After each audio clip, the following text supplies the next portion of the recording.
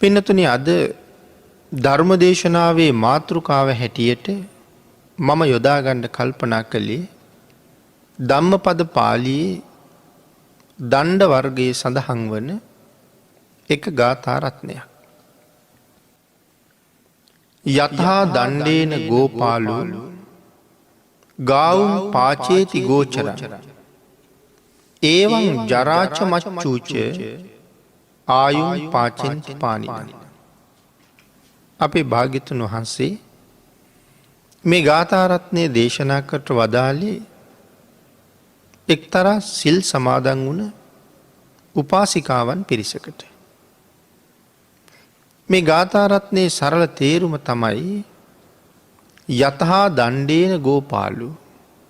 යමෙක් කෙවිතක් අරගෙන තමන්ගේ ගොපල්ලු ටික තමන්ගේ ගවයෝ ටික ගොපල්ලා කෙවිතක් අරගෙන තමන්ගේ ගවයෝ ටික අරගෙන යනවා තෘණ භූමිය දක්වා. ගාවුන් පාචේති ගෝචරං ආහාරයේ තියෙන තැනට දක්වනවා. ඒවං ජරාච මච්චූච අන්න ඒවාගේ තමයි ජරාවයි මරණයයි දෙන්න එකතු වෙලා ආයුම් පාචෙන්ති පානිනං. මේ සත්වයා අරගෙන යනවා ආයුෂයාගේ කෙරවල ගාවට කියන කාරණාව තමයි මේ ගාථාවේ සරල තේරුම. අපේ බුදුරජාණන් වහන්සේ සවැත් නුවර ජේතවනාරාමේ වැඩ හිටපු දවසක මහා පෝය දවසේ විශාල වශයෙන් උපාසිකාවන් සිල් සමාදන් වෙලා හිටියා. එතන හිටියා බොහෝම වයස්ගත උපාසිකාවන් හිටියා. මැදි වයසේ අය හිටියා. තරුණ වයසේ අයත් හිටියා. ලාබාල වයසේ අයත් හිටියා. විශාකා මහා උපාසිකාව කල්පනා කළා මේසා පිරිසක් අද සිල්ගත් එකේ පරමාර්ථය මොකක්ද දන්නේ අහලා බලන්න ඕනේ කියලා. විශාකා උපාසිකාව මුලින්ම ගියා වයසකම මෑණිවරු ළඟට. ගිහිල්ලා ඇහුවා මෑණිවරුනි අද සිල් ගත්තේයි කියලා. ඒත් එක්කම ඒ පිරිස සඳහන් කළා දුවේ දිව්‍ය ලෝකේ යන්න හිතාගෙන සිල් ගත්තා කියලා. ඊට පස්සේ ගියා අර මැදිවි ඒකාන්තාව ළඟට. ඒ කාන්තාවන්ගෙන් ඇහුවා අද සිල් ගත්තේ මොන වාගේ අරමුණක් නිසාද කියලා. ඒ අය සඳහන් කළා සපත් නිරෝෂය දුරු කර ගැනීම සඳහා. මෙතන සපත් නිරෝෂය කියලා කියන්නේ මේ කාන්තාව කියනවා අපේ ස්වාමි පුරුෂවරුන්ට අපි හැර තවත් පර අඹුවන් ඉන්නවා. ඒක දැනගත්තහම සිත්වල ඇතිවෙන දුක වේදනාව ද්වේෂය වැඩි. ආන් ඒක දුරු කර ගැනීමේ අරමුණෙන් සිල් ගත්තා කියලා. ඊළඟට ගියා තරුණ වයසේ අය ළඟට. ඒ අයගෙන් ඇහුවා අද සිල් ගත්තේ මොන වාගේ අරමුණක් නිසාද? ඒ අය සඳහන් කළා විවාහ ජීවිතෙන් පස්සේ ලැබෙන පළවෙනි දරුවා පිරිමි දරුවෙක් බවට පත් කරගන්න හිතාගෙන සිල් ගත්තා කියලා. ඊට පස්සේ ගියා ලාබාල වයසේ දූවරු ළඟට. ඒ අයගෙන් ඇහුවා දියණිවරුනි අද සිල් ගත්තේ මොන වාගේ අරමුණක් වෙනුවෙන්ද කියලා. ඒ ලාබාල දැරියෝ සඳහන් කළා මෑණියනි වැඩි වයසට යන්න කලින් විවාහ වෙන්න ලැබෙන්න කියලා ප්‍රාර්ථනා කරන්නයි අපි සිල් ගත්තේ කියලා.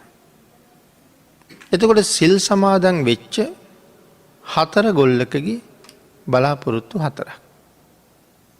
විශාකා මහා උපාසිකාව කල්පනා කළා මේ කවුරුවත් සිල් සමාදන් වීමේ උතුම් පරමාර්ථය ගාවට යන අදහසක් නැහැ. ඒ හින්දා මේ අයට ඒ උතුම් අරමුණ පැහැදිලි කරවලා අවබෝධ කරලා දෙන්න ඕනේ. එහෙම හිතලා බුදුරජාණන් වහන්සේ ළඟට ගිහිල්ලා මේ කාරණාව භාග්‍යතුන් වහන්සේට මතක් කළා. මේ අයට කරුණු කාරණා පැහැදිලි කරලා සියලු දෙනාම සම්මාදිට්ඨියේ පිහිටවන්න කියලා බුදුරජාණන් වහන්සේගෙන් ඉල්ලීමක් කළා.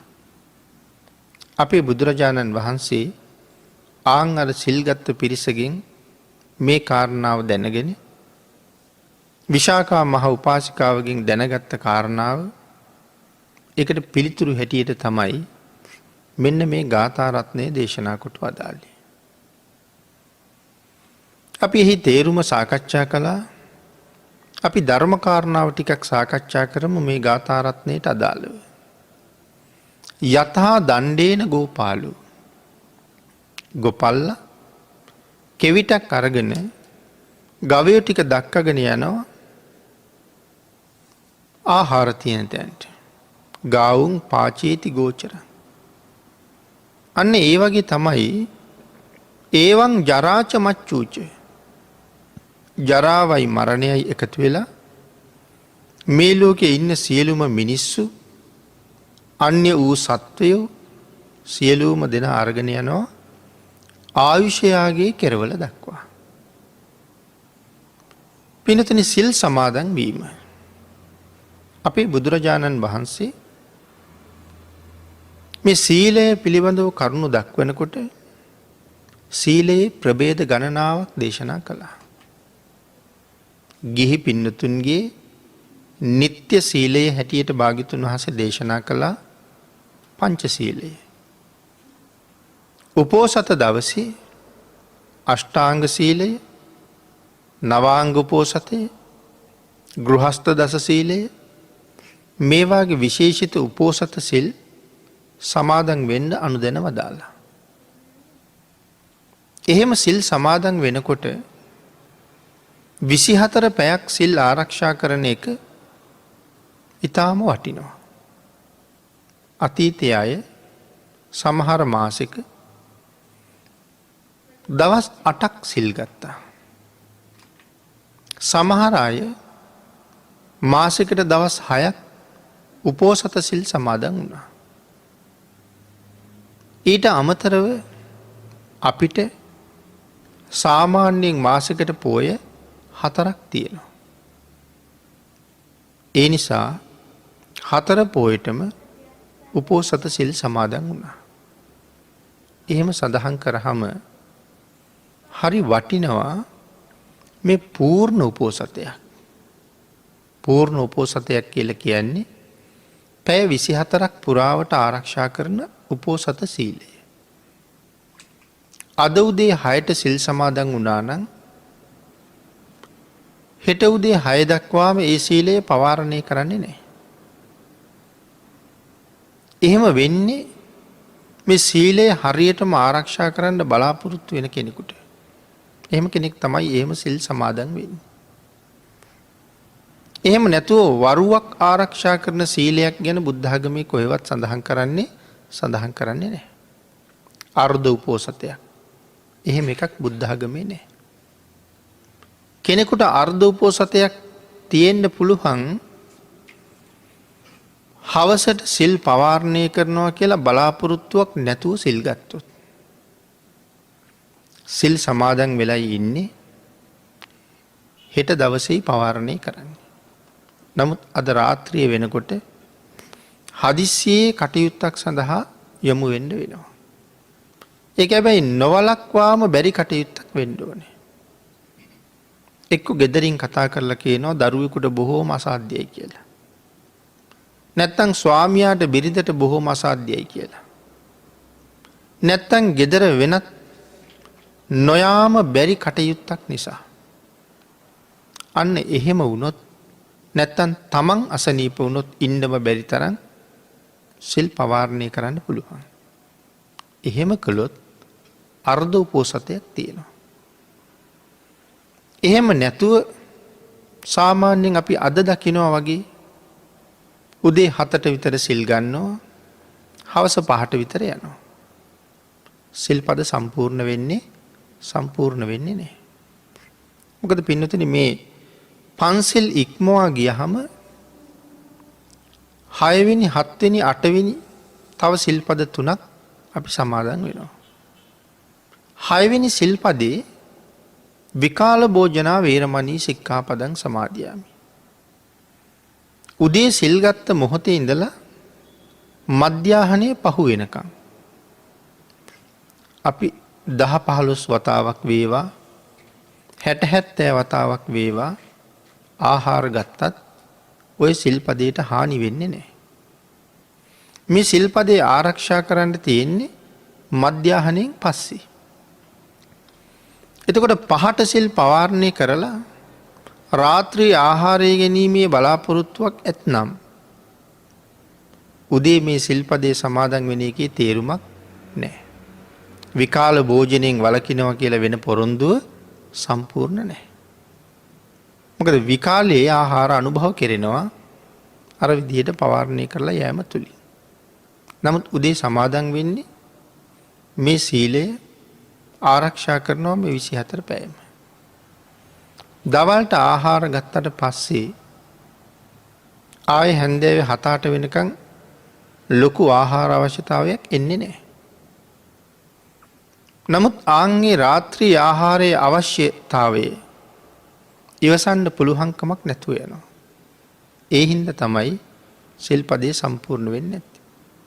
උදේ කීවට විකාලේ ආහාර ගන්න නැහැ කියලා හවස ගිහිල්ලා විකාලේ ආහාරය අනුභව වෙනවා. මේ කාරණාව හරියටම කල්පනා කළොත් මුසාවාදා වේරමණී සික්ඛාපදං සමාදියාමි. ඒ ශික්ෂාපදේ සම්පූර්ණ වෙන්නේ නැහැ. ඇයි ගෙදරින් ඇවිල්ලා තියෙන්නේ 5ට විතර ආපහු එනවා කියලා. එතකොට මුසාවාදා වේරමණී සික්ඛාපදං සමාදියාමි කියලා විකාල භෝජනා වේරමණී සික්ඛාපදං සමාදියාමිත් කියලා 5ට විතර අපි ආපහු යනවා. එතකොට මුසාවක්මයි කියවිලා තියෙන විකාලයෙන් වළකිනවා කියලා. ඒ නිසාත් සිල්පදේ සම්පූර්ණ වෙන්නේ නැතුව යනවා. ගෙදර ගියත් කමක් නැහැ. ගෙදර ඉඳලත් ඒ සිල් ආරක්ෂා කරන්න පුළුවන්. මේ සීලය පිළිබඳව සඳහන් කරනකොට තව කරුණක්. නිත්‍ය සීලය, පංච සීලය. ඇයි බුදුරජාණන් වහන්සේ අපිට සීලේ තහවුරු කළේ? බුදුරජාණන් වහන්සේ ලෝකෙ පහළ වෙන්න කලිනුත් එක එක බ්‍රාහ්මණ ආගම්වල මේ සිල් තිබුණා. නිගණ්ඨ නාථපුත්තයන් ඇතුළු ෂට් ශාස්ත්‍රූරු අතරත් පංච සීලයක් තියෙනවා. ඒ සීලය මීට වඩා එහා ගියපු කරුණු සඳහන් කරන සීලයක්. එතකොට ඒ සීලය තුල මේ සීලය ආරක්ෂා කරනවට වඩා බරපතල කරුණුත් තියෙනවා. නමුත් අපිට බුදුරජාණන් වහන්සේ දේශනා කරපු පංච සීලය ඒ ෂට් ශාස්ත්‍රූරු අතර තිබිච්ච සීලයට වඩා ආරක්ෂා කරන තරමක් පහසු සීලයක්. මොකද අපිට ආරක්ෂා කරන්න බැරි දේවලුත් තියෙනවා. අපේ භාග්‍යතුන් වහන්සේ ඒ බැරි දේවල් හැම එකක්ම අත්හැරියා. අපේ පහසුවත් එක්ක සිල්පද 5ක් තමයි දේශනා කොට වදාළේ. පින්නතුනි, කෙලෙස් හැටියට සඳහන් කළොත් කෙලෙස් 1500ක්. මේ හැම ක්ලේශ මූලයක්ම අපි සතර අපායට ඇදගෙන යන ධර්මතාවයක්. බුදුරජාණන් වහන්සේගේ ධර්මයේ තුල තියෙන ප්‍රතිපදාව මධ්‍යම ප්‍රතිපදාව. කොයි පැත්තෙන්වත් අන්තයට ගිහිල්ලා නැහැ. එහෙනම් මේ පන්සිල් අපිට පෙන්වෙත් ඒ මධ්‍යම ප්‍රතිපදාවෙන්මයි. අර කෙලෙස් 1500 ආරක්ෂා වෙන්න කියලා දේශනා කළා නම් අපිට පුළුවන් වෙයි කියලා හිතනවද? ඒ 1500ක් ගැන අපි හිතන්න ඕනේ නැහැනේ. 5ක් ආරක්ෂා කරන්නත් බැරි නම් 1500ක් ගැන කවර කතාවද? සමහර කෙනෙක් කතා කරනවා පන්සිල් ආරක්ෂා කරන අය ලෝකෙ කොහෙද ඉන්නේ කියලා. මේ සිල් ආරක්ෂා කරන්න පුළුවන්ද කියලා. හැබැයි භාග්‍යතුන් වහන්සේ දේශනා කළේ මහණෙනි බැරි දෙයක් කවදාවත් මම දේශනා කරන්නේ නැහැ කියලා. බුදුරජාණන් වහන්සේ වගේ ශ්‍රේෂ්ඨ ශාස්ත්‍රුන් වහන්සේ නමක් පින්නතුනි කවදාවත් අපිට කරදර කරන්න නම් හිතුවේ නැහැ. පුළුවන් තරම් අපිට පහසුම මඟ තමයි භාග්‍යතුන් වහන්සේ පෙන්වලා තියෙන්නේ. ඒ නිසායි දේශනා කළේ මහණෙනි බැරි නම් මම දේශනා කරන්නේ. හැබැයි බැරි දේවල් තියෙනවා. ඒ දේවල් භාග්‍යතුන් වහන්සේ මෙතෙන්ට එකතු කරලා නැහැ. බැරි දේවල් ටික. ඔය කෙලෙස් 1500ක් ගැන සඳහන් කරාම අපි සමහරලාට ගෙදර මකුළු දැල් ටික අපි කඩන්නම ඕනේ. නමුත් ඒ කඩන්නේ අනුන්ගේ ගෙයක්. කෙනෙකුගේ ගෙයක් කඩලා බිඳලා විනාශ කරන එක අපිටත් සංසාරේ වෙනම විපාක දෙනවා. නමුත් බුදුරජාණන් වහන්සේ කොතනවත් මකුළු දැල් ඉවත් කරන්න එපා කියලා නීතියක් පනවලා නැහැ.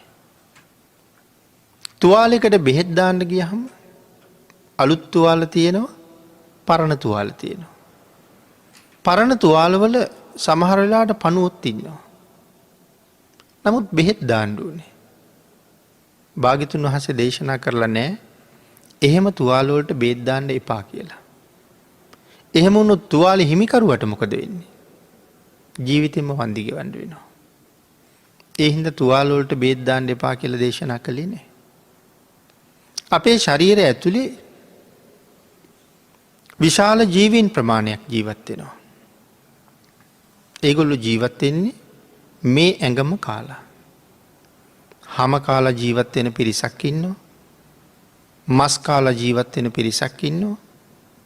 තවත් ශරීරයේ නොයෙක් දේවල් කාලා ජීවත් වෙන අය ඉන්නවා. ඇටකොටු ඇතුලේ ඇට මිදුළු කාලා ජීවත් වෙන පිරිසකුත් ඉන්නවා. මේ කතා කරන මොහොතෙත් ඒගොල්ලෝ අපිව කනවා. ඒ අය ජීවත් වෙන්නෙත් මේකේ. ඒ හින්දා මගේ ශරීරය ඒ ජීවීන්ට ගමක් නගරයක් වගේ. ඒගොල්ලෝ මල මූත්‍රා කරන්නෙත් මේක ඇතුළෙමයි. ඒ නිසා මගේ ශරීරය ඒ අයට වැසිකිළියක් වගේ. ඒගොල්ලෝ මැරෙන්නෙත් මේකේ. එතකොට මගේ ශරීරයේ ඒ සත්තුන්ට අමුසොහනක් වගේ. ඒ අය දරුවෝ බිහි කරන්නෙත් මගේ ඇඟ ඇතුළෙමයි. එතකොට ඒගොල්ලන්ට මේක සූතිකරයක් වගේ. ඒ බිහි කරන දරුවොත් 80 කුලයක ඒ සියලු දෙනාමත් මේ ශරීරයේ තමයි කන්නේ. ඒ අය ප්‍රමාණයකට කන හින්දා හොඳයි. බැරි වෙලාවත් පමණ ඉක්මෝල කෑවොත් ඒත් මට ජීවත් වෙන්න වෙන්නේ නැහැ. හැබැයි සමහර වෙලාවට මේ උදරය ආශ්‍රය කරගෙන ජීවත් වෙන ඇතැම් අය නිසා අපිට බලපෑම් වෙන වෙලාවල් තියෙනවා. ඒ වෙලාවට අපි ඔය පණු බෙහෙත් වගේ දේවල් පාවිච්චි කරනවා. ඒ පණුවන් මර්ධනය කරන්න. නමුත් බුදුරජාණන් වහන්සේ කොතනවත් පණු බෙහෙත් පාවිච්චි කරන්න එපා කියලා දේශනා කරලත් නැහැ. එතකොට මේ අපිට දේශනා කළත් නොකර ඉන්න බැරි දේවල්. හේන් කොටන්න ඕනේ. කුඹුරු හාන්න ඕනේ. බී කොටන්න ඕනේ. ගොයන් කපන්න ඕනේ. බී තම්බන්න ඕනේ. මේ දේවල් කරනකොටත් ඕන තරම් සත්තු මැරෙනවා. පිප්පලි කුමාරයා පැවිදි වෙන්න ගියේ ඔය වාගේ සිද්ධියක් එක්ක. විශාල කුඹුරු යායවල් තමන් සතුයි. එක දවසක් කන්නට කුඹුරු හානවා. පිප්පලි කුමාරයා ගියා තමන්ගේ කුඹුරු යායට. අර හාන නගුල පිටිපස්සෙන් කුරුල්ලෝ කොබෙයියෝ පේලියට යනවා. විශාල පිරිසක්. ඊට පස්සේ අර වැඩ කරන මිනිස්සුන්ගෙන් ඇහුවා අර හාන තැන අර සත්තු මොනවද කන්නේ කියලා. ස්වාමීනි මහ පොළොව හාරනකොට ඇතුලේ ඉන්න පණුව මතුවෙනවා. ඒ පණුව වාගේ සත්තු මේගොල්ලෝ අහුලගෙන කනවා. කුරුල්ලෝ පණුව කෑවත් ප්‍රාණඝාතයක්නේ. ඊට පස්සේ ඇහුවා දැන් මේකේ පව් බාරගන්නේ කවුද කියලා. සේවක පිරිස සඳහන් කළා ස්වාමීනි කුඹුරු වල ආදායම ඔබ වහන්සේට. එහෙනම් පව් බාරගන්න හාන මිනිස්සු ලෑස්ති නෑ. ආදායමත් ඔබ වහන්සේට, පවත් ඔබ වහන්සේට. පිප්පලි කුමාරයා තීරණය කළා මේ ගිහි ජීවිතේ සංසාරයෙන් එතර යන්න පහසු මගක් නෙමෙයි. මම අදම පැවිදි වෙනවා කියලා. පිප්පලි කුමාරයාගේ බිරිඳ බද්‍රා දවසක් ගබඩාවට ගියහම ඔය මුං කව්පි හාල් ආදී ධාන්‍යවල ගුල්ලු හැදිලා. සේවිකාවන්ට සඳහන් කළා මේ ටික අවුවේ දාන්න කියලා. ගෙදර තව වැඩක් කරලා ආපහු එනකොට අර ධාන්‍ය පැදුරුවල කුරුල්ල කොබෙයෝ පිරිලා. මොනවද අර ගොල්ලෝ අහුලන්නේ කියලා ඇහුවා. අර ධාන්‍යවල හිටපු පණුව සහ ගුල්ලු අහුල කනවා. කාටද පව් කියලා ඇහුවා බය වෙලා. සඳහන් කළා උත්තමාවිය ඔබ තමයි මේ ධාන්‍ය අවුවේ දාන්න කිව්වේ. අවුවේ දාපු නිසා තමයි කුරුල්ලෝ ඇවිල්ලා පණුව කන්නේ. අවුවේ දාන්න කිව්වේ ඔබ නිසා ඒ අකුසලයට ඔබම බාර ගන්න ඕනේ කියලා සඳහන් කළා. ඈත් කල්පනා කළා මේ ගෘහ වාසය සංසාරේ මොන තරම්නම් දික් කරනවද? මගේ ස්වාමියා අද ආපු ගමම්ම ගිහිල්ලා මම මහාන වෙනවා කියලා. අන්තිමට දෙන්නම ඒ ගමන ගියා. ඒ කියන්නේ එහෙනම් ඒ දේවල් වලිනුත් අකුසල් සිද්ධ වෙනවා.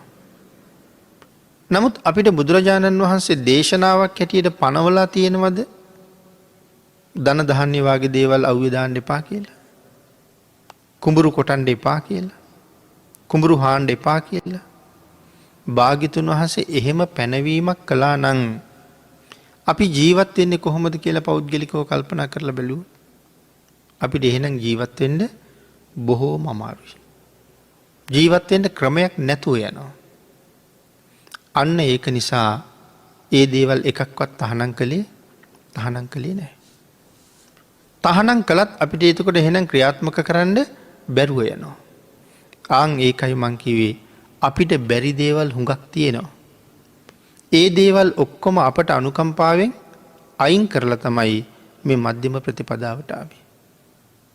කර්ම රැස් වෙනවා. හැබැයි කර්ම පත වෙන්නේ නැහැ. කර්ම රැස් වෙනවා. අපි හාල් ටික අවුවට දාන්නේ කුරුල්ලෝ ඇවිල්ලා හාල් වල ඉන්න ගුල්ලෝ ඔක්කොම අහුලගෙන කනවා නම් මං සතුටුයි කියලා කවුරුවත් හාල් අවුවේ දානවද? එහෙම අදහසක් අපේ නැහැ. මේ උදළු තලයක් කොටන පාරක් ගානේ මේ මහ පොළොවේ ඉන්න පණුව කක්කුට්ටු කැපෙන්න ඕනේ කියලා අපි නිර්වල් කොටනවද? එහෙම අදහසක් නැහැ. කර්ම පතේ රවුම් වෙන්න නම් මරණ චේතනාව ඇති වෙන්න ඕනේ. නමුත් මෙතන සත්තු මරණ චේතනාවක් නැති නිසා කර්ම පතයක් සම්පූර්ණ වෙන්නේ නැහැ. නමුත් ඒ සත්තු මැරෙන නිසා අපිට වෙනම කර්මයක් තියෙනවා. එහෙමනම් මෙන්න මේ වාගේ කාරණා තමයි ඔය 1500 ඇතුලේ තව ගන්න තියෙන්නේ. මේ අකුසල කර්මයන් 1500කින් තෝරලා භාග්‍යතුන් වහන්සේ කොච්චර අයින් කළාද? 1495ක්ම අයින් කළා. අපිට කරුණු 5ක් විතරක් පෙන්වුවා. හැබැයි ඒක අයින් කරන්න බැරි නිසායි පෙන්වුවේ. මේ පහෙනුත් තව එකක් හරි අයින් කරන්න තිබුණා නම් බුදුරජාණන් වහන්සේ ඒකත් අයින් කරනවා. එතකොට මේ පන්සිල් වල කර්මපත කියන්නේ මේවට. කර්මය හරියටම සම්පූර්ණ වෙලා රවුම් වෙලයි තියෙන්නේ. ආන් ඒ සම්පූර්ණ වෙලා රවුම් වුණ කර්මය අනිවාර්යෙන් සත්වයා නිරේට අරගෙන යනවා.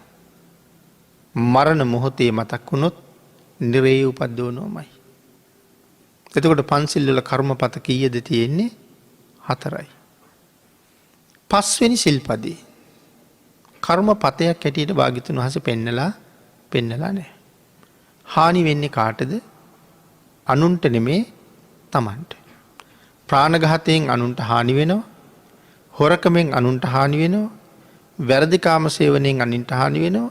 බොරුවෙන් අනුන්ට හානි වෙනවා. නමුත් සුරාපානයෙන් අනුන්ට හානි වෙන්නේ නැහැ. හානිය තමන්ට. ඒ නිසා කර්මපතයක් නෙමෙයි.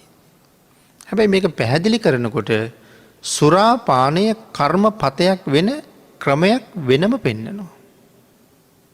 අනිත් එක තමයි මේ සිල්පද පහේ මහා සිල්පදය කියලා දේශනා කළා. කර්මපතයක් කිව්වේ නැහැ.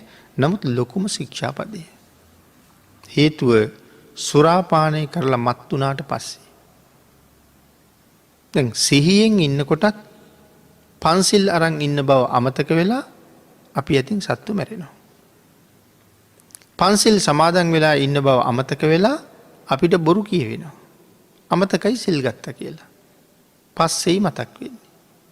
සිහියෙන් ඉන්න මිනිස්සුන්ටත් එහෙම අසිහියක් ඇති වෙනව නම් කොහොමත් සුරාවවාගේ දේවල් පාවිච්චි කරලා මත් වුනහම ඇති වෙන අසිහිය ගැන කතා කරන්න දෙයක් ඇත්තෙම නෑ. ආන්ගේ පුද්ගලයා ප්‍රාණඝාතයත් කරනවා, හොරකමත් කරනවා, වැරදිකාම සේවනයත් කරනවා, බොරුත් කියනවා. ඒ නිසා කර්මපතයක් බවට පත් කරගන්නවා. අනිත් එක තමයි උම්මත්තක භාවය. ප්‍රාණඝාත කරාම නිරේ දුක් විඳත් පස්සේ කවදා හරි දවසක වෙනත් කුසල කර්මයක් ඉස්මතු වෙලා මේ වාගේ සුගතිගාමී ජීවිතයක් ලැබුවත් අල්පායුෂ්කව මැරිලා යනවා. ඒක ප්‍රාණඝාතයේ ප්‍රතිඵලයක් හැටියට ධර්මයේ පෙන්නනවා. නමුත් මේ පස්වෙනි ශික්ෂාපදය ගැන කතා කරනකොට ප්‍රාණඝාතයට වඩා ඒක හරි භයානකයි. අපි කියමු කෙනෙක් අවුරුදු 30න් මැරෙනවා කියලා. තව ජීවත් වෙන්න කල් තිබුණා. මේ අවුරුදු 30 එයාට සත්පුරුෂයෝ හම්බුනොත්, ලෞතර බුදුරජාණන් වහන්සේ මුණ ගැහුණොත්, මහ රහතන් වහන්සේලා ඇසුරු කරන්න ලැබුණොත් අවුරුදු 30ක් ඇතුලේ ජීවිතයට ලොකු අර්ථයක් කරගන්නේ නැද්ද? කරගන්නවා. නමුත් සුරාපානය කරාම නැවත සුගතියක ඉපදුනත් හම්බෙන ජීවිතය කොයි වගේද? උම්මත්තකයි. කරුණු තුනක් පෙන්නනවා. මන්දගාමී, මන්ද බුද්ධික, උම්මත්තක. කාටද අපි මන්දගාමී කියලා කියන්නේ? සමහර කෙනෙකුට යම් වැඩක් පවරහම අපි කිව්වේ මොකද්ද කියන එක හරියටම තේරෙන්නේ නැහැ. කියලා තියෙන වෙන එකක්, කරලා තියෙන තව එකක්. ඊට පස්සේ බැනුම් අහනවා. බැනුම් අහලා ආයෙත් වැඩේට යොදවනවා. ආයෙත් කරලා තියෙන්නේ හරියටම කියපු ටික නෙමෙයි. සමහර රැකියාවක් කරන කෙනෙක් රැකියාවෙන් පහ කරන්නත් හේතු වෙන ඔය වගේ කටයුතු. බොහෝසේ වෙහෙසෙනවා, ඒ පුද්ගලයාත් වෙහෙසෙනවා, වැඩේ පවරපු කෙනත් වෙහෙසෙනවා. ඒ පුද්ගලයාටත් පාඩුයි, වැඩේ පවරපු කෙනාට සමහරලාට ලක්ෂ ගණන් පාඩු වෙනවා. කීප දවසක් ගියහම තමයි මතක් වෙන්නේ මට දැන්නේ තේරෙන්නේ මට කරන්න කිව්වේ අහවල් වැඩේනේ කියලා කියනවා. මට මේක කරන්න තිබ්බේ මෙහෙමනේ කියලා කියනවා. එතකොට එයාට කියපු වැඩේ හරියටම මතක් වෙන්නේ දවස් කීපයක් ගියහම. ඇයි? එයාගේ ප්‍රඥාව වේගවත් නැහැ. අවබෝධය වේගවත් නැහැ. බොහොම හිමින් තමයි වැටහෙන්නේ. ඒ හින්දා කියපු ගමන් යමක් කරන්න බෑ. ඒගොල්ලන්ට කියන්නේ මන්දගාමී කියලා. තව පිරිසක් ඉන්නවා මන්ද බුද්ධික කියලා. අපි එහෙම අය ඕන තරම් දැකලා තියෙනවා. හැබැයි ලොකුම කරදරයක් අපිට ඒ අයගෙන් නැහැ. නමුත් සාමාන්‍ය සමාජයේ වැඩක් කරගෙන තනියම ජීවත් වෙන්නත් බෑ. මන්ද බුද්ධික. තව පිරිසක් ඉන්නවා උම්මත්තක කියලා. හැබැයි ඒගොල්ලෝ හරි භයානකයි. පාරේ වාහනයක එක්ක යන්න බයයි. ඒ පොදු වාහනේ ඉන්න අනික් මිනිස්සුන්ට ගහන්න පුළුවන්. කෙල ගහන්න පුළුවන්. තවත් නොයෙක් කරදර වලට පත් කරන්න පුළුවන් නිසා පිරිසක් එක්ක යන්න බෑ. පිරිසක් ඉන්න තැනක ගෙනහිල්ලා කෑම මේසික වාගේ වාඩි කරවන්න පුළුවන් කමක් නැහැ. අනික් අයට කෑම වලින් ගහයිද දන්නෙත් නැහැ. කටේ තියෙන ආහාර මේසෙ උඩ දායිද දන්නෙත් නැහැ. කටට වතුර අරන් අනික් අයට ඇඟට ගහයිද දන්නෙත් නැහැ. ඒ හින්දා පිරිසක් ඉන්න තැන තියාගන්න හරි අමාරුයි. මන්ද බුද්ධිකයි. කෑමයි වතුරයි දුන්නහම වතුර එක කෑමකට හලනවා. ඇඳුම ගලවලා විසි කරනවා. නමුත් මේ වාගේ පිරිසක් ලෝකෙ බිහි වෙන්න එක හේතුවක් තමයි මෙන්න මේ සුරාව. සිහියෙන් ප්‍රඥාවෙන් ඉන්න කාලේ සුරාපානය කරලා උමතු වෙච්ච අය නිරයවල් වල දුක් විඳලා ඇවිල්ලා ආයෙ මෙහි උපදිනකොටත් මන්දගාමී, මන්ද බුද්ධික, උම්මත්තක වාගේ තත්වයන් ලබලා උපදිනවා. මං සඳහන් කළා ප්‍රාණඝාත කරපු කෙනා අවුරුදු 30ක් ජීවත් වෙනවා නම් බුදුරජාණන් වහන්සේ ඇසුරු කරන්න ලැබුණා නම් මේ 30 අවුරුද්ද තුල කොයි තරම් දෙයක් කරගන්නීද? නමුත් මන්ද බුද්ධිකයෙකුට උම්මත්තකයෙකුට අවුරුදු 100ක් බුදුරජාණන් වහන්සේගේ සිරිපතුල ළඟ ඉන්න ලැබුණත් ඔහුට ඒකෙන් අර්ථයක් නැහැ. අන්න ඒ නිසා පස්වෙනි සිල්පදේ මහ සිල්පදේ හැටියට දේශනා කරනවා. මේ නිත්‍ය වූ සීලයෙන් අපිට ලැබෙන ලොකුම ලාභය තමයි ඊළඟටත් උපදින්න භවයක් තීරණය වෙනවා. මේ ජීවිතෙන් අපි හැමෝම නිවන් දකීද දන්නේ නැහැ. කතා කරන මටත් ශ්‍රවණය කරන ඔබටත් මේ ජීවිතේ නිවන් ලැබෙන්නේ නැති වෙන්නම පුළුවන්. අපි ද්වි හේතුක වෙන්න පුළුවන්, ත්‍රි හේතුක වෙන්න පුළුවන්. අහේතුක නැහැ. හැබැයි අර මන්ද බුද්ධික උම්මත්තක ඒගොල්ලෝ අහේතුක. කොහොමත් ඒ ආත්මේ නිවන් හම්බ වෙන්නේ නැහැ. ඇස් පේන්නේ නැති, කන් ඇහෙන්නේ නැති වුණාමත්, අංග විකල වුණාමත් අහේතුක ගණයටමයි වැටෙන්නේ. නමුත් පින්නතුනි, ද්වි හේතුක වුණොත් ඒත් මේ ජීවිතෙන් අපිට මාර්ගඵල ලැබෙන්නෙම නැහැ. ත්‍රි හේතුක පුද්ගලයෙක් තමයි ඒ සඳහා සුදුසුකම් සම්පූර්ණ කරලා ඉන්නේ. හැබැයි ත්‍රි හේතුක වුණොත් අනිවාර්යයෙන්ම ඒ ජීවිතෙන් මාර්ගයක් ඵලයක් ලැබලා සසරින් එතර වෙනවා කියලා කතාවක් නැහැ. මහ බෝසත්තුරු වාගේ උත්තමයෝ ත්‍රි හේතුකයි. නමුත් ඉස්සරහට ලොකු බලාපොරොත්තුවක් තියෙන නිසා මේ ජීවිතෙන් සංසාරයෙන් එතර යන්නෙත් නැහැ. බලාපොරොත්තුව ඉස්සරහට තියෙන නිසා. එහෙනම් අපි අහේතුකද අපි ද්වි හේතුකද ත්‍රි හේතුකද කියන කාරණාව අපි තාම හරියට දන්නේ නැහැ. නමුත් ආයෙ උපදින්න වෙන බව දන්නවා. ආන්ගේ උපදින්න වෙන බව දන්නවා. උපදින්නේ කොතනද කියන කාරණාව දන්නේ. ඒකයි දේශනා කළේ මේ ජීවිතයාගෙන් පස්සේ ඊළඟට ලැබෙන ඇඟ මිනිස්සෙකුට මනුස්ස ඇඟක්ම නෙමෙයි. දෙවියෙකුට දිව්‍යමය ආත්මයක්ම නෙමෙයි. බ්‍රහ්මයෙකුට බ්‍රහ්මකයක්ම නෙමෙයි. අද දෙවියෙක් හෙට තිරිසනෙක්. අද බ්‍රහ්මයෙක් හෙට තිරිසනෙක්. අද මිනිහෙක් හෙට තිරිසනෙක්. එහෙමනම් මේ මොහොත වෙනකොටත් ඊළඟට මරණයෙන් පස්සේ අපිට හම්බ වෙන ඇඟ මොකක්ද කියන එක තීරණය වෙලයි තියෙන්නේ. දැනට තීරණයක් තියෙනවා. හැබැයි ඒක වෙනස් කරන්න පුළුවන්. අපි ගාව මෙන්න මේ සිල් නැත්තම් මේ වෙනකොට තීරණය වෙලා තියෙන ඇඟ කූඹියෙක් වෙන්නත් පුළුවන්. කෝඳුරුවෙක් වෙන්නත් පුළුවන්. මදුරුවෙක් වෙන්නත් පුළුවන්. කබරගොයෙක් වෙන්නත් පුළුවන්. සත්ත්ව ලෝකයේ එහෙම තැනක තීරණයක් එන්න පුළුවන්. එහෙම නැත්තම් නිරේක, එහෙම නැත්තම් പ്രേත ලෝකයක, එහෙම නැත්තම් අසුර ලෝකයකට යන්න පුළුවන්. භාග්‍යතුන් වහන්සේගේ දේශනාවේ සඳහන් කරනවා, මහණෙනි, මේ ලෝකේ ඉන්න මේ සත්තු තිරිසන්නු මේ සියලුම සත්තුන්ට අපිට වගේම මනුස්ස ජීවිතයක් තිබුණ කියන එක.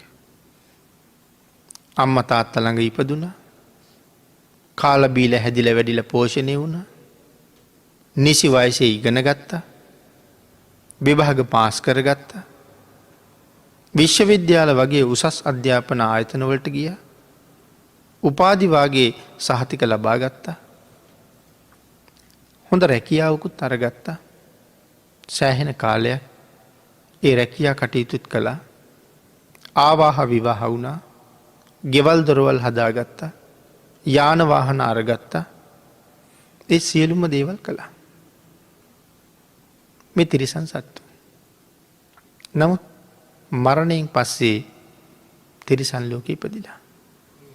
මේ හැමෝටම මනුස්ස කයක් තිබුණා. නමුත් අද තිරිසන් ඇඟක් අරගෙන ඉපදිලා ඉන්නවා.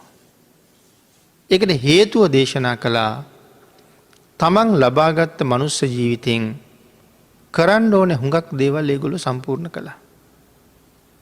කලට වෙලාවට ඒ සේරම කළත් ඒගොල්ලන්ට අමතක වෙච්ච දෙයක් තියෙනවා. අනික් හැම දෙයක්ම හොඳට මතකයි සිල් රකින්න අමතක වෙලා තිබුණා. එනම් මේ සීලය කියන ධර්මතාවය තමයි ඊළඟ භවයක අපි උපදින්නේ කොතනද කියලා තීරණය කරන්නේ. එය අපි ගාව නැත්තං උපදින තැන කොතනද කියලා නිශ්චිත නෑ. යමෙක් ළඟ මනාව තිසරණ තියෙනවනම් ඔහු අර්ධ බෞද්ධයි තිසරණ තියෙනවනම්. පන්සිල් සම්පූර්ණ වුණොත් ඔහු සරුව සම්පූර්ණයි බෞද්ධයි. හැබැයි යමෙක් ළඟ හරියටම තිසරණ තියෙනවනම් ඔහු ළඟ ශ්‍රද්ධාව තියෙනවා. ඔහු ළඟ හොඳටම ශ්‍රද්ධාව තියෙනවනම් ඔහු ළඟ අනිවාර්යෙන්ම සිල් තියෙනවා. ශ්‍රද්ධාව කියල කියන්නේ භාගිතුන් වහස පිළිබඳව තියෙන පැහැදීම. ඒ තරම්ම පැහැදීමක් දියුණුනානං භාගිතුන් වහන්සේගේ එක වචන මාත්‍රයක් අහක දාන්නේ. සරණා ගමනේ ප්‍රභේද ගොඩක් තියෙනවා. ඒ ප්‍රභයිදයෙන් පහසු යැයි කියලා හිතෙන්නේ අවසාන කාරණාව. පනිපාත සරණා ගමනේ. මොකදද මේ පනිපාත සරණා ගමනය කියල කියන්නේ. ගුණය දැක සරණ යනවා. ගුණය දැක සරණ යනවා කියල කියහම තුනුරුවන් මෙන්න මේවාගේ ගුණවත්. භාගිතුන් වහන්සේ මහා සංගරත්නය මේවාගේ සිල්වත්. මේ ධර්මරත්නය අපේ සසර මග සුවපත් කරවනවා. තුනුරුවන් පිළිබඳව මනාව දැනගෙන ගුණය දැකල සරණ ගිහිල්ල ඒ මත පිහිටලා ඉන්නවා. ඕක තමයි අපිට සරණයන්ට තියෙන ක්‍රමේ. මේ ක්‍රමයෙන් හරියටම සරණ ගියොත් මැරිච්ච ගමන් කොහෙ යනවා කෙල්ද සඳහන් කළේ ඒකේචි බුද්ධං සරණං ගතාසේ නතේ ගමිස්සන්ති අපාය භූමි. යමෙක් නිවැරදිව තෙරුවන් සරණ ගිහිල්ලනම් යන්නේ නෑ අපායක. මරණයත් එක්කම දෙව්ලොව තමයි උපදින්නේ. ඒකේචි බුද්ධං සරණං ගතාසේ නතේ ගමිස්සන්ති අපාය භූමි. පහාය මානුසන්දේහං. මනුස්ස කයෙන් ප්‍රාණවායුව ඉක්ම යනවත් එක්කම දේවකායන් පරිපූරෙස්සන්ති සම්පූර්ණ කරන්නේ දෙව් පිරිසයි කියල දේශනා කළා. ආගේ නිසා මේ සීලය ඉතාමත්ම වටනවා. ඊළඟ භවය උපදින තැන තීරණය කරන එකම සාධකයේ සීලය.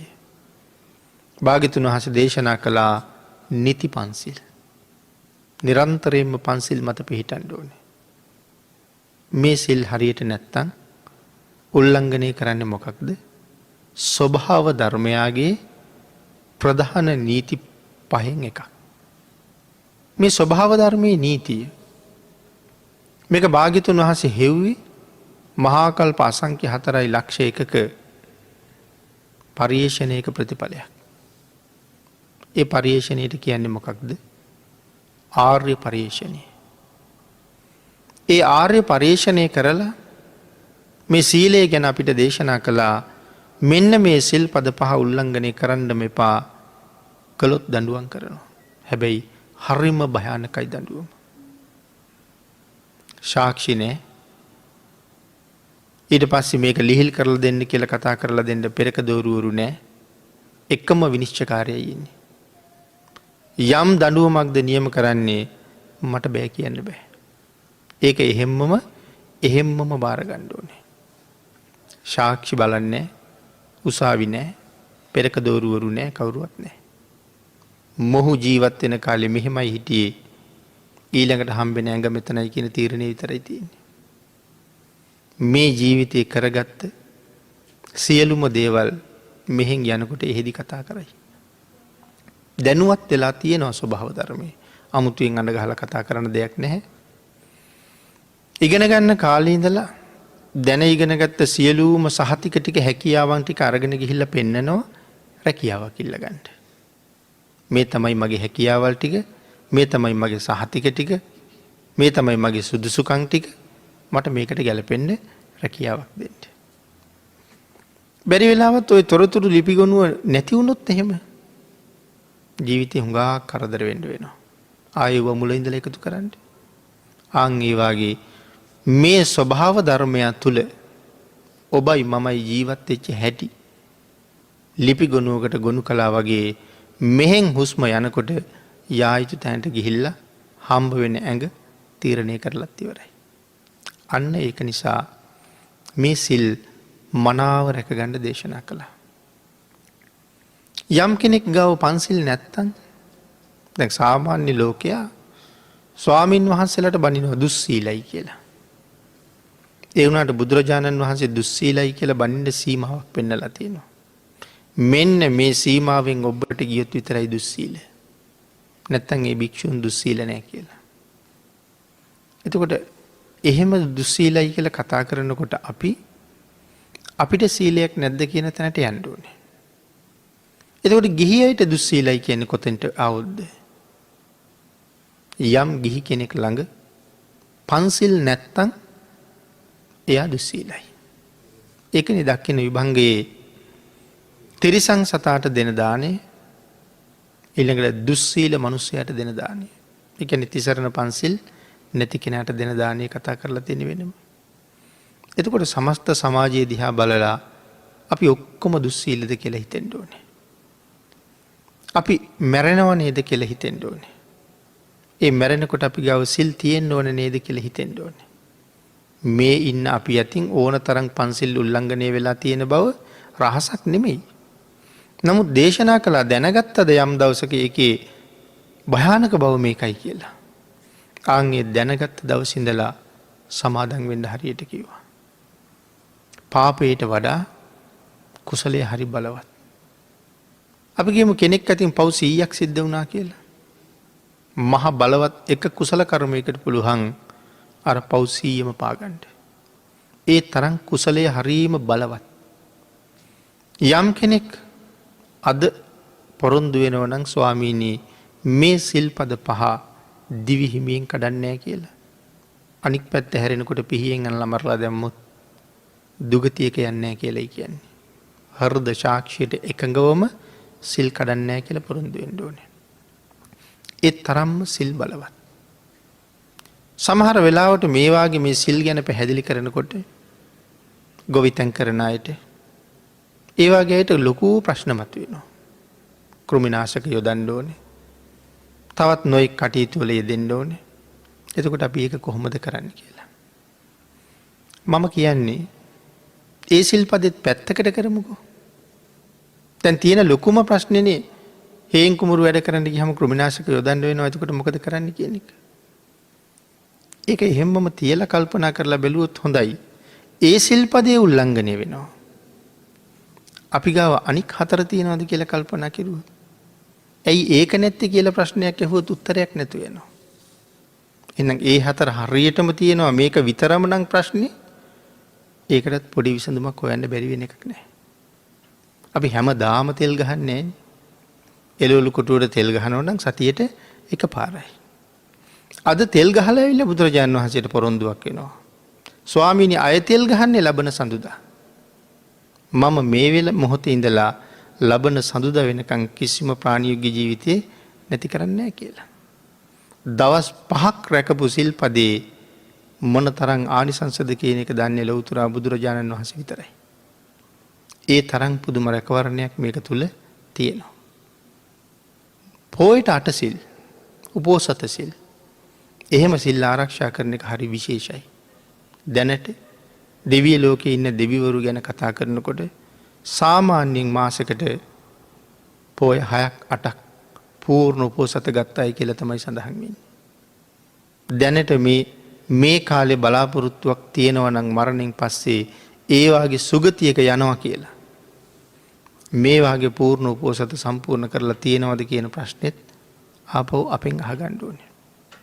අන්න එහෙම කල්පනා කරලා මේ සිල් සමාදන් වීමේ උතුම් අරමුණ සංසාර සාගරයෙන් එතර යන්න සුගතියෙන් සුගතියට යන්න මිසක් සුගතියෙන් දුගතියට යන්න නෙමෙයි. ආලෝකයෙන් ආලෝකයට යන්න මිසක් ආලෝකයෙන් අඳුරට යන්න නෙමෙයි.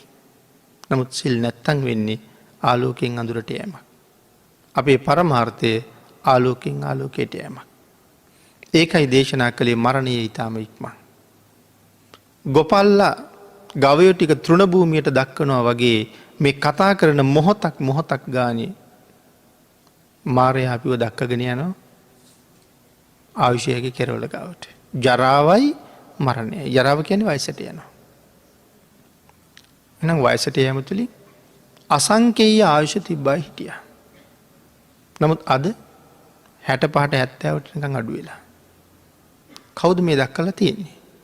ක්‍රමක්‍රමයෙන් මිනිස්සු ගාව දුර්ගුණ වැඩි වෙන්න මිනිස්සුන්ගේ ආයුෂ අඩු වෙනවා. මිනිස්සුන්ගේ ලස්සන නැතු යනවා. මිනිස්සුන්ගේ නිරෝගී බව නැතු යනවා. දැන් මේ කාලේ අපි ලෝකයක්ම බය වෙලා. නමුත් කරන්න දෙයක් තියනවද? කරන්න දෙයක් නැහැ. සතුරෙක් ආවොත් මූණට මූණ එනවා පේනවා. හැබැයි මේ කාලේ අපි බයේ ඉන්නේ කොතනවත් පේන්න තියෙන දෙයකට නෙමෙයි. දන්නේම නැහැ එනකන්. මෙහෙම දේවල් ලෝකෙට මීට වඩා භයානක විදිහට අනාගතයට එනවා කියන එක බුද්ධ දේශනාවේ තියෙනවා. ඇයි එහෙම එන්නේ? අපි ගාව දුර්ගුණ වැඩි වෙන්න මේ වගේ व्यसन වලට මුහුණ පාන්න සිද්ධ වෙනවා. අනාගතයට තවත් දුස්සීල නම් අනාගතයට මීට වඩා භයානක වෛරස් එනවා. ඒකට සූදානම් වෙන්න මේ සිල්වත් බව හරි වටිනවා. මට මුඛ හැදුනත් කමක් නැහැ. මැරිලා ගිහිල්ලා උපදින්නේ මීට වඩා ප්‍රබල තැනක කියන එක තමන් හොඳට දන්නවා. ආන් ඒ නිසා සූදානම් වෙලා ජීවත් වෙන එක හරි වටිනවා. ධර්ම දේශනාවට තියෙන කාලය නිමා වෙලා. ඒ නිසා මේ ධර්ම කාරණාව ඊටාම කෙටියෙන් සම්පින්ඩණය කරගත්තොත් සසර සිල් රැකපු නිසායි ඔය ලස්සන ශ්‍රේෂ්ඨ මනුස්ස ජීවිතේ උරුම කරගත්තේ. මීටත් වඩා හොඳ තැනකට මෙරිලා යන්න ඕනේ නම් භාග්‍යතුන් වහන්සේට කීකරු වෙලා මේ තිසරණයයි පන්සිලුයිවත් අපි ආරක්ෂා කරන්න ඕනේ. සිල් සමාදන් වීමේ පරමාර්ථය අර උපාසිකාවන් සඳහන් කරපු කරුණ නෙමෙයි. සසර භයානක බව භාග්‍යතුන් වහන්සේ තරම් අපි කවුරුවත් දන්නේ නැහැ. ඒ භයානක සංසාරයෙන් පියවරින් පියවර ඉදිරියට යන්න මේ සීලය තෘෂ්ණාවෙන් තොරව ආරක්ෂා කරගන්න අපි සියලු දෙනාටම තුනුරුවන්ගේ අනන්ත ආශිර්වාදයෙන් ශක්තිය, ධෛර්යය, වාග්ය, වාසනාව උදා වේවා කියලා ප්‍රාර්ථනා කරමු.